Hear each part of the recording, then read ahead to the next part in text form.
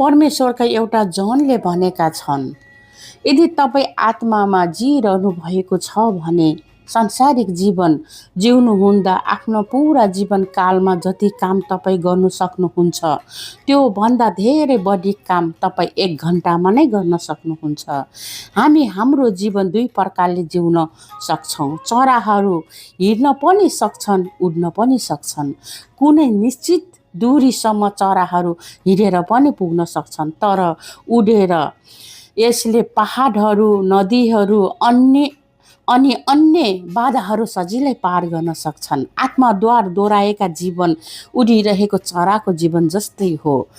मिस्रीदेखि कनानसम्मको यात्रा जम्मा 11 दिनको मात्र थियो, तर इस्राएलीहरूले 40 वर्ष लगाए। हेर्नुहोस्, व्यवस्था 1:2 तिनीहरूलाई दोहोऱ्याउने मानिस होइन, स्वयं परमेश्वर नै हुनुहुन्थ्यो। तब किन त परमेश्वरले 40 वर्षसम्म तिनीहरूलाई घुमाउनु भयो? परमेश्वरले हाम्रो हृदयको अवस्था अनुसार दोहोऱ्याउनुहुन्छ।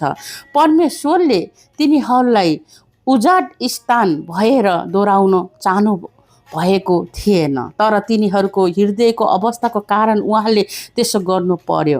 हामी मध्ये कतिको लागि हाम्रो आत्मिक जीवन सधैँभरि उजाड स्थानको यात्रा जस्तै मात्र भएको छ। उजाड स्थान यस्तो ठाउँ हो जहाँ कुनै फुल हुँदैन, घाँस हुँदैन, छाया हुँदैन, फल हुँदैन।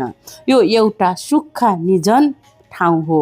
यदि परमेश्वरले हामीलाई दोहोऱ्याउनु हो भने, यदि उहाँले चाहनु भएको मार्गमा हामीलाई दोहोऱ्याउनु हो भने हाम्रो हृदय उहाँसित ठिक हुनुपर्छ।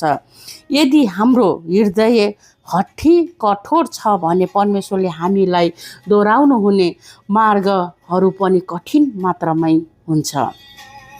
जो आफ्नो टेढामेढा बाटोहरूतिर लाग्छन् तिनीहरूलाई परमेश्वरले कुकर्मीहरूसित लैजानु हुनेछ।